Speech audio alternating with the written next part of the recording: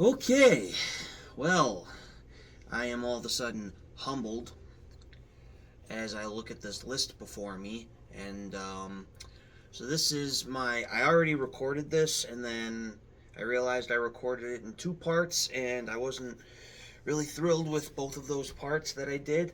So, the Marvel Universe in theaters that we know, theaters and streaming services at this point that we know, has been going on for quite some time now, for at least a decade since, and that kind of depends. Do you want to include the first?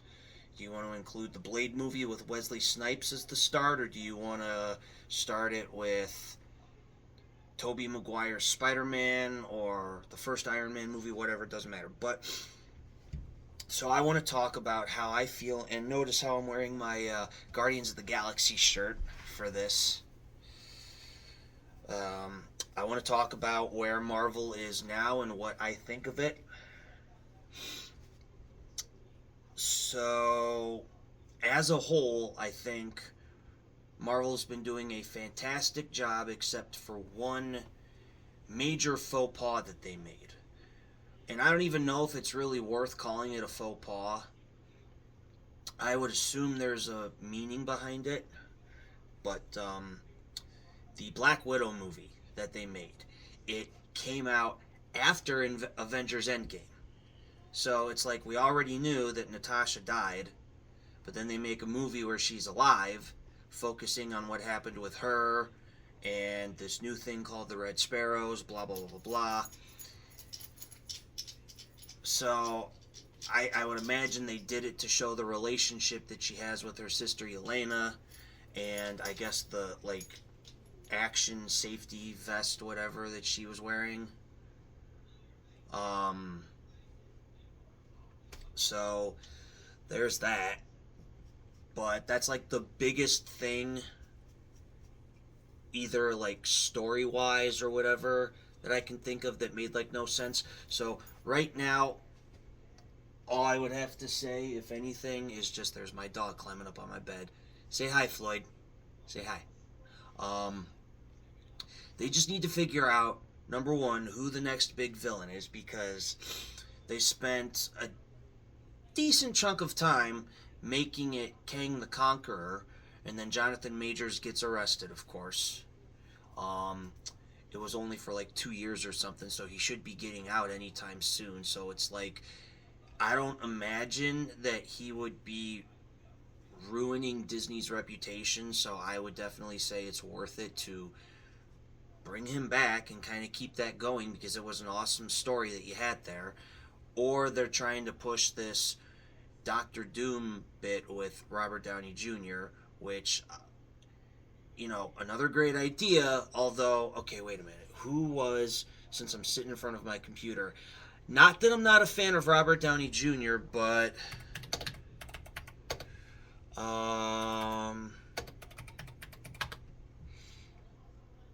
who is, there was somebody else that they mentioned. Oh, yes, wait. Yes. Well, see, he already did. Um,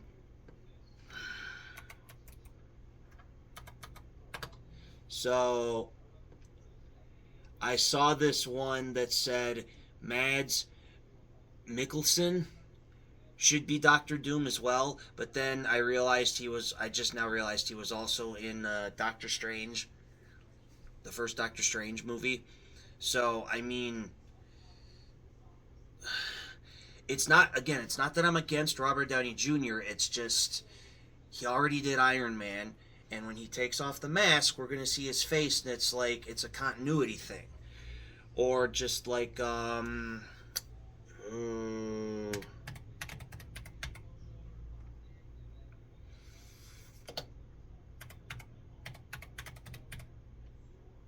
yes, yes, yes. Hold on. So who originally?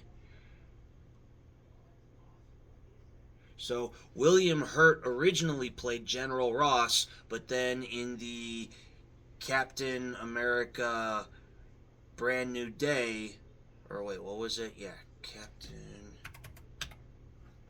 Brave New World, sorry. Captain America Brave New World, they switched him out for Harrison Ford. It's like, that's another one. Like, why are you doing this? We know, we can tell.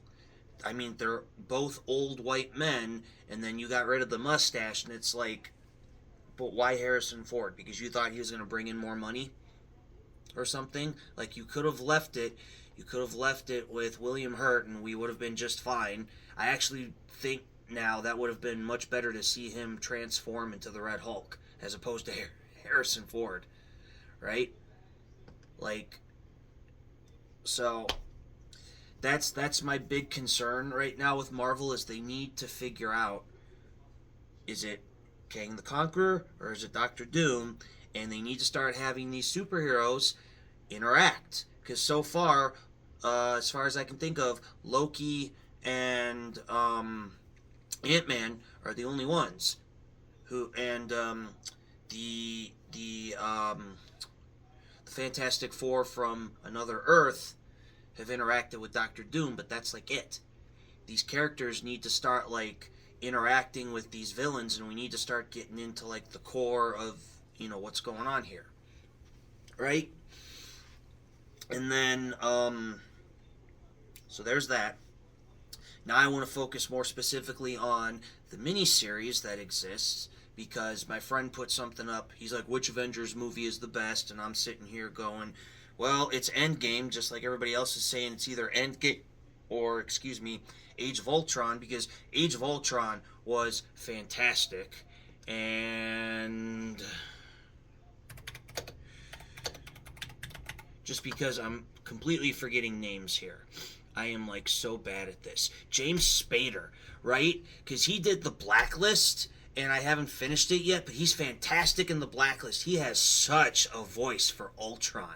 Like, my God. So, it's either Endgame or Age of Ultron, as far as if you're just narrowing it down to specifically the Avengers movies. Those are the two best, for sure.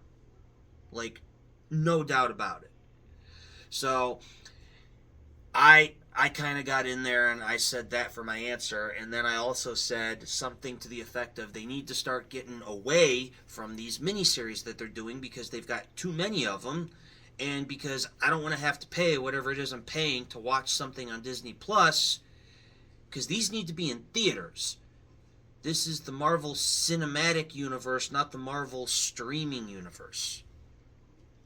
But that's kind of a very rough opinion to have. I mean, you know, God forbid Disney shows up at my door and says you can't say that, and I end up in zip ties and blindfolds or whatever. But so now I'm going to go through all of the miniseries and tell you what I think about all the miniseries individually. So, and I pulled up a list. So Daredevil, the original, and Daredevil Born Again, fantastic, no complaints. Gonna leave that one alone. Charlie Cox was the perfect casting for that one. Wonder Man. I finished Wonder Man Season 1. I loved it. Trevor Slattery is a fantastic character. Super fantastic character. I didn't like what they did with him in Shang-Chi and The Legend of the Ten Rings. I almost feel like that movie could have existed without him in it at all.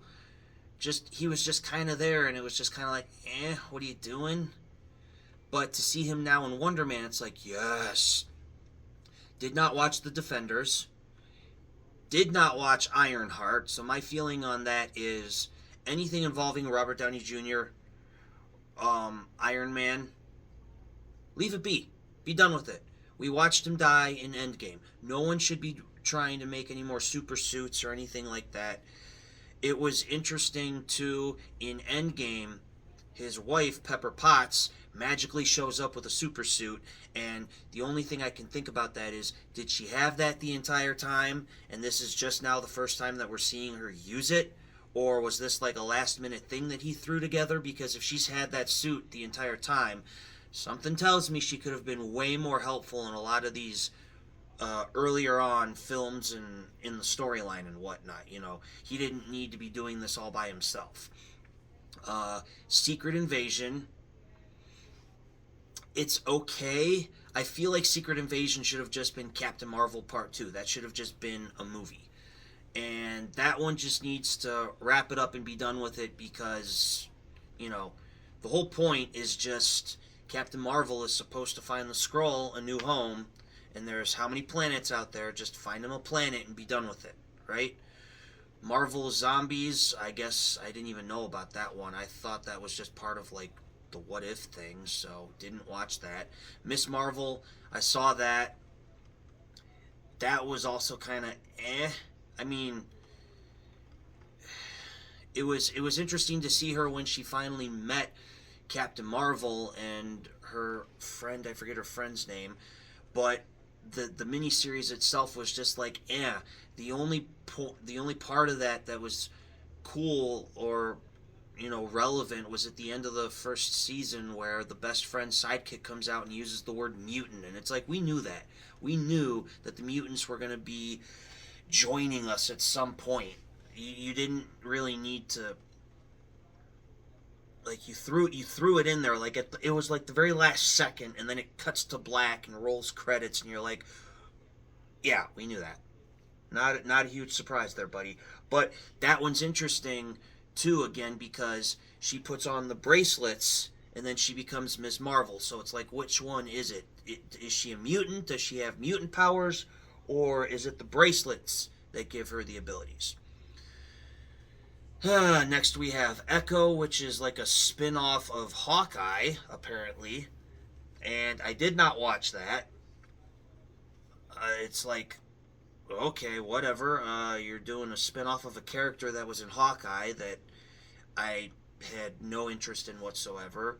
Hawkeye is fantastic, and I hope they finish that one up so he can just start showing up in movies. Like I'm saying, these people need to be in movies, and they need to start seeing the main, big villain, big picture. Let's get that together. Loki is superbly fantastic.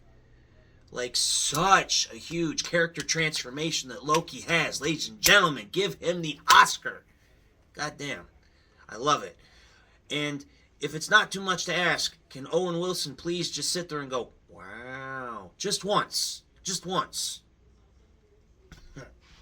That would be nice. And also, Kihei Kwan, if I said his name correctly, way to go. Good to see you keeping it real and doing your thing in movies as well. If you don't remember, he was the guy who played Short Round in one of the original Indiana Jones films. So, good to see that they looked at him like, hey, we'll bring you back for this. We think you'll fit in Loki. And they were right. The What If series. I can't remember.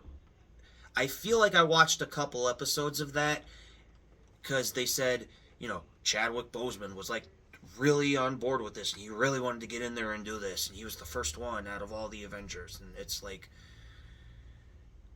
I mean, So I think I saw it, and it was they were like doing all these like alternate whatevers, and it's like you're foreshadowing. You're wasting the time to foreshadow what's going to happen in a future film, and you're telling us in an animated miniseries what's already going to happen, if I understand it correctly.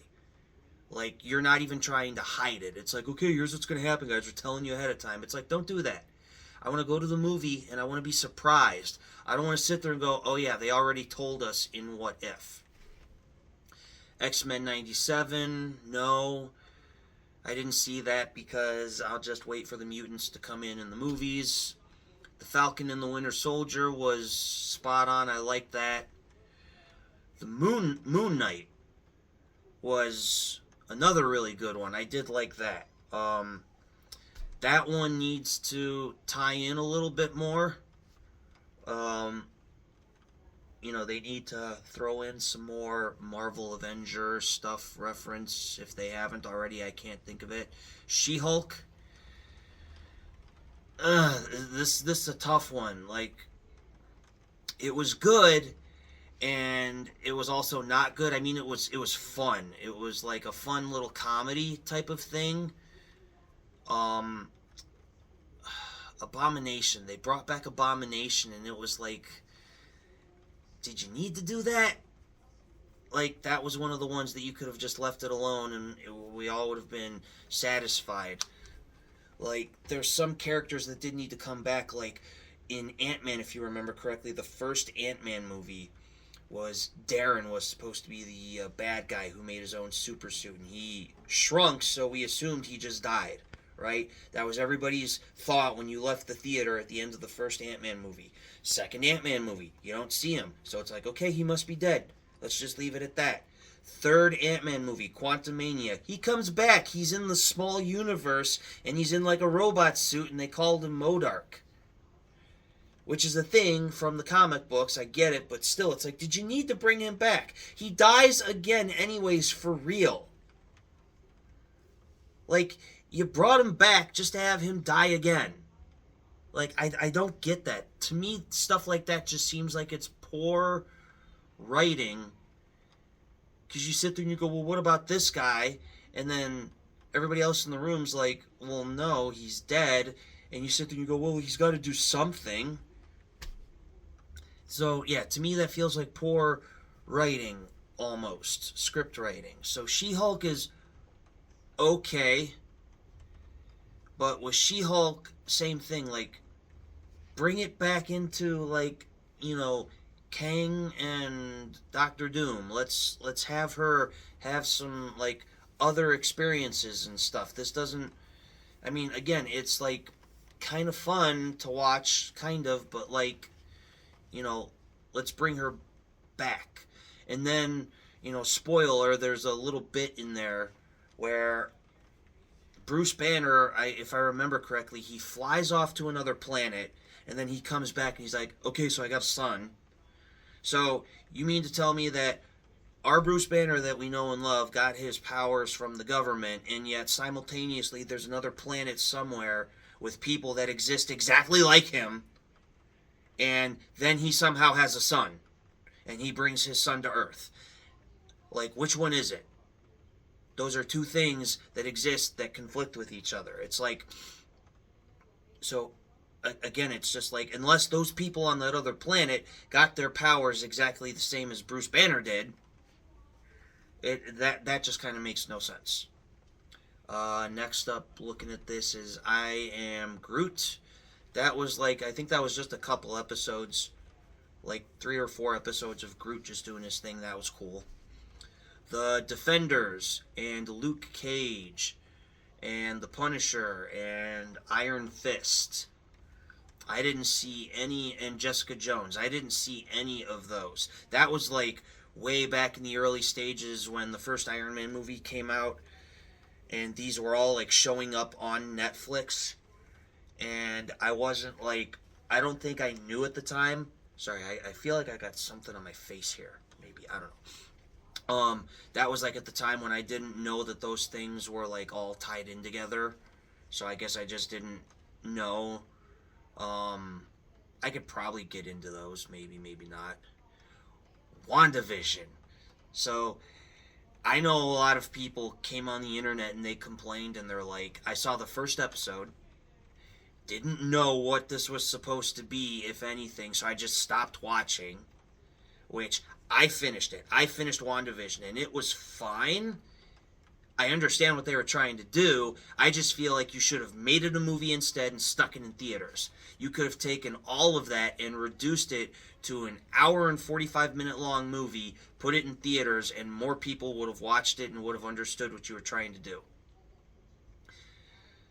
Next up is this Gifted. I don't know what this Gifted is. Didn't see that, but there is an X in the background, so I assume that's got to be a mutant thing. Inhumans with the Bolt guy. I think I saw a couple episodes of that because that was also on Netflix, and I tried watching that, and I never finished it. I guess they like live on the moon or something like that. I don't know. Didn't finish that one, so that one was kind of eh. Cloak and Dagger, did not see that. Agatha All Along, that is a spin-off of Wanda's storyline from WandaVision. And, I know they're trying to do this supernatural bit in the Marvel Universe. And I mean, I would maybe be okay with that. Because I know I did see the movie that they made. They made that weird. Hold on, let me see, what was that called? Give me 1 second here. Marvel Super.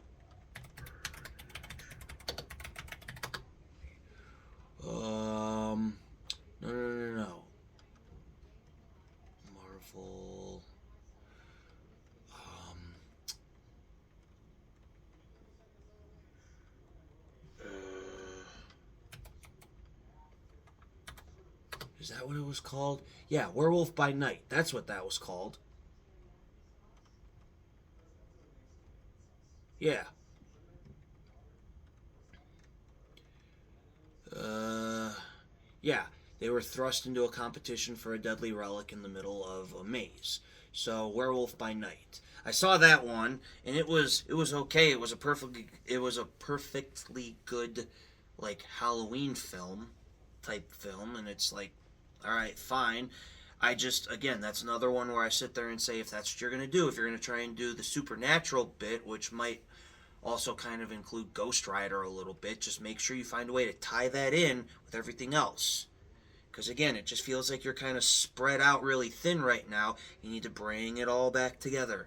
Kang, Doctor Doom. That's where your focus has to be right now, Marvel. Pay attention, would you? The Runaways. Don't know what the Runaways is. Agent Carter. I didn't see Agent Carter. I mean, that's another one I could probably watch, although we kind of, like, that's one where it's like you know what happens with her.